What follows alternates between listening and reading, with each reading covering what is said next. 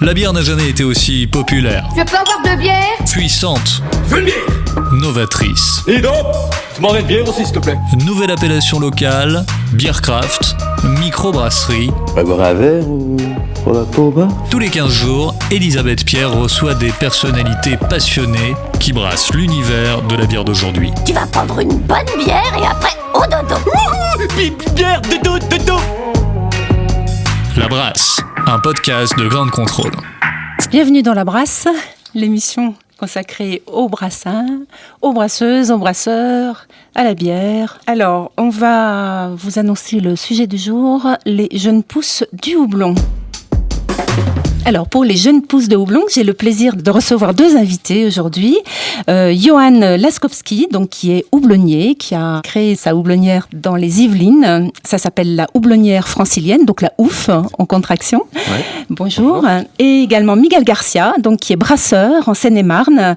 Sa brasserie s'appelle 77 Craft. Elle est située à Villiers-sous-Grèze, donc dans la forêt de Fontainebleau, c'est bien ça ? Oui, tout à fait. Et en plus, Miguel, tu es houblonnier également, puisque tu as créé une houblonnière associative. Donc, quelques mots chacun pour vous présenter peut-être un peu plus. Et ben donc oui, je suis installé en vallée de Chevreuse à Bonnel, à la ferme des Clos, et je cultive 2 hectares en agriculture biologique, 2 hectares de houblon. Et je suis donc un des 2 délégués de l'association Houblon de France avec Mathieu Cosson. Voilà, donc nous allons reparler effectivement tout à l'heure. Ouais. Et Miguel, donc la particularité de tes bières déjà et de ta houblonnière. Donc Miguel Garcia, brasseur, petite brasserie familiale avec ma femme. Et donc houblonnier, j'ai co-créé une association avec un ami agriculteur, Philippe Aubin. Voilà, donc dans le même village pour créer une dynamique et montrer qu'on peut faire pousser du houblon localement. Et l'association, voilà, donc s'appelle le Houblon Villaron. C'est toujours l'heure de déguster une bière et nous allons commencer par déguster cette bière. Nous n'allons pas dire ce que c'est, hein. Nous allons commencer par nous préoccuper de son goût, de ses arômes et absolument pas du tout de son nom pour l'instant. Alors je vais vous la servir. Très belle mousse blanche, compacte. Alors qu'est-ce qu'elle a comme arôme déjà cette bière ? Allez-y, plongez le nez dedans pendant que je me la sers. Elle est également très jolie couleur or, hein. Un peu vieil or même. On peut dire que ça sent bon déjà. Oui, ça sent... ben voilà. Tu as traduit nos mines réjouies. Hein. Ça sent la nature, ça sent le vert, ça sent la prairie, ça sent les herbes en fait. Ouais. Et ça sent le fruit aussi, ça sent un peu le fruit blanc. On a des notes de raisin blanc, c'est presque vineux. Exactement. On dirait peut-être à l'aveugle s'il n'y avait pas effectivement la mousse qui est particulièrement importante, impressionnante. On a vraiment cette sensation vineuse effectivement d'un vin blanc quasiment. Hein. Et elle est très sèche aussi. Une amertume qui est quasiment liée à la verdure, aux herbes vertes. Hein. Alors on va dévoiler, j'ai même le houblon qui va presque avec à côté du verre. Donc c'est une bière de Miguel Garcia qui nous a amené cette Hopi Farmer, donc une bière de ferme houblonnée. Tu as marqué dessus Farmhouse IPA d'ailleurs. De type. Voilà, de type, même s'il n'y a pas effectivement de houblon, là pour le coup ce sont des variétés plutôt traditionnelles européennes. Tout à fait. Erzbrücker, Golding, Target. Voilà, donc des houblons traditionnels qui apportent justement cette très jolie note verte. Alors, on va commencer à rentrer dans le sujet de nos jeunes pousses. Au passage, les jeunes pousses, il y a un double mot, une double signification, puisque ça représente aussi les néo-houblonniers dont vous faites partie, donc ce qu'on appelle les néo-houblonniers, donc les nouveaux houblonniers. Les jeunes pousses, c'est aussi quoi, le deuxième sens, Johan ? Les jeunes pousses, ce sont les premières pousses du houblon qui apparaissent déjà au mois de février et qu'on peut consommer blanches comme des asperges ou de jeunes pousses de soja qu'on peut manger par exemple en omelette. Oui, voilà, c'est un mets assez prisé en Alsace et dans le Nord. Alors, on va partir d'un constat déjà. Il y a un besoin de houblon bio. On rappelle qu'il y a 1600 brasseries en France aujourd'hui et qu'il n'y a pas assez de production de houblon en France pour satisfaire ces besoins. Hein. On est bien d'accord ? C'est bien là le problème, le constat de départ ? Le constat, c'est ça. Qu'est-ce que vous faites tous les deux pour pallier à ce... Je m'adresse à toi, Johan, parce qu'on va parler un petit peu de ta démarche après, Miguel. Il y a plusieurs enjeux. C'est de se réapproprier cette culture perdue en Île-de-France, répondre à la demande, puisqu'on n'a que 500 hectares de culture du houblon liés à des coopératives en France. Et donc, comme tu l'as dit, il y a de plus en plus de brasseries. Et du coup, on a besoin aussi de houblon bio, parce que sur les 500 hectares, on n'a pour l'instant qu'une trentaine d'hectares cultivés en bio en Alsace, et puis une quinzaine, bientôt une vingtaine de houblons bio cultivés chez les néo-houblonniers. Donc en fait, cette installation en tant que houblonnier, c'est pour répondre aussi à une demande. Au-delà de ta démarche d'agriculteur et de ta démarche globale, locale et bio, c'est vraiment répondre à une demande.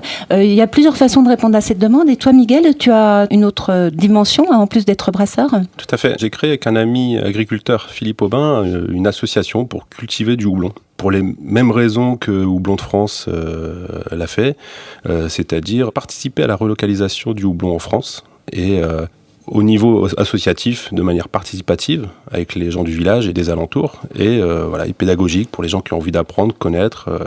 C'est quand même une plante surprenante et il y a un vrai intérêt. Et qui n'est pas connu en fait, et qui est très méconnu. méconnu. Ouais. Complètement méconnu finalement. Ouais. On associe souvent la bière au houblon, ce qui est d'ailleurs une erreur. C'est très loin d'être l'ingrédient principal, ça intervient un peu comme un épice, une aromate.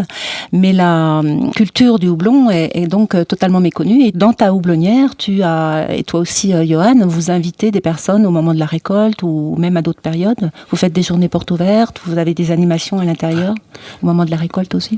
Ouais, tout à fait. C'est aussi le but. En plus de relocaliser le houblon, c'est de le faire connaître au grand public et puis montrer comment ça se passe, montrer qu'on peut le faire et puis faire ça autour d'une fête, c'est quand même assez sympa. Donc moi, je suis né dans le Nord, donc la tradition de houblon assez développée et il y a des fêtes de houblon à chaque récolte ou presque et on a voulu refaire ça un petit peu en forêt de Fontainebleau et donc faire une fête au moment de la récolte à l'ancienne, on récolte tous ensemble, les participants récoltent à la main le houblon, on emmène au séchoir et puis on fait des activités autour de ça et voilà, des stands brasseurs. Ça se passait avant en fait partout en France, là exactement. aussi. Donc il y a une belle dynamique dans le village autour de ça, la préparation de l'événement avec les gens du village, les bénévoles, etc. Et puis la fête avec peut-être 1000 personnes, voilà. La culture du houblon va peut-être se pencher un petit peu plus sur la notion de sol, de terroir. On surnomme le houblon souvent l'or vert des brasseurs ou la vigne du Nord, toi qui viens du Nord. Il y a beaucoup de parallèles entre le houblon et la vigne, ne serait-ce que à commencer par déjà les feuilles, on les a sous les yeux, là ça ressemble un petit peu à des feuilles de vigne, mais c'est surtout la notion de terroir qui va être comparable. On parle de cultivar dans le houblon, on parle d'importance du sol, évidemment du climat. Qu'est-ce que tu peux dire là-dessus? Il y a différents types de sols qui conviennent. Est-ce que l'Île-de-France, là où vous êtes, donc on est sur un houblon francilien quasiment. Est-ce que le sol s'y prête? Oui, parce que en milieu naturel, déjà, le houblon pousse dans un sol plutôt forestier, en bord de rivière ou à la lisière de la forêt. Donc c'est un sol plutôt riche, très humifère, plutôt acide. On a une diversité de sols et de terroirs en Île-de-France qui se prêtent à tout type de culture. Bon, côté grande culture, on est quand même un peu le grenier de la France, toujours. Donc on a une diversité de sols qui nous permettent de cultiver du houblon sans problème. Et toi, Miguel, en Seine-et-Marne, le sol, il est comment? Nous, on a vraiment la particularité en forêt de Fontainebleau d'avoir du sable, énormément. Et c'est très sablonneux, donc très sec, assez aride. On pourrait croire que c'est pas adapté du tout au houblon. Et pourtant, ça pousse. Déjà, il y en a plein la forêt. C'est même parfois un problème avec les plants mâles. En effet, ça pousse, même si on n'a pas un rendement. Et de toute façon, on n'attend pas un rendement en tant qu'association extraordinaire. En tout cas, là, on a devant nos yeux des pousses de houblon qui ont l'air en bonne santé. Magnifique. On est au moment de la récolte, donc c'est très très beau. Et ça sent très bon dans le studio. Alors maintenant, on va s'intéresser un petit peu à votre démarche locale et bio. On entend souvent parler des styles de bière qui viennent du Nouveau Monde, avec des houblons du Nouveau Monde. Ici, clairement, la volonté, c'est de se réapproprier, comme tu disais, Johan, des cultures perdues, des variétés perdues, c'est ça? Oui, la culture. Vraiment, j'aime bien moi cette notion de patrimoine parce que c'est une plante qu'on cultive quand même depuis des siècles. On fait des bières avec le houblon qui est plutôt en grande partie importé aujourd'hui, alors que comme je le disais, c'est une plante sauvage qui pousse chez nous dans nos forêts. Donc c'est un peu triste d'avoir perdu du coup cette culture. On a spécialisé des territoires, donc là en l'occurrence l'Alsace en grande partie, et pourtant on peut le cultiver ailleurs. Donc c'est dommage d'avoir perdu cette culture du houblon, mais culture dans tous les sens du terme, dans le sens agriculture et dans le sens culture traditionnelle. Culturelle aussi même. Et bien sûr, culturelle. C'est ça qui est intéressant. Et puis pour rejoindre ce que disait Miguel, sur le côté sensibilisation du public, on sensibilise sur la plante, la culture, le fait qu'on l'utilise dans la bière, mais plus largement, on a quand même des discours qu'on peut noter comme politiques, mais dans le vrai sens du terme, dans le sens où derrière tout ça, c'est des enjeux de transition de l'agriculture, de l'alimentation, de la santé, des enjeux sociaux. Et donc, dans la sensibilisation et quand on parle de culture du houblon, on en arrive à parler de tous ces sujets-là, qui sont importants.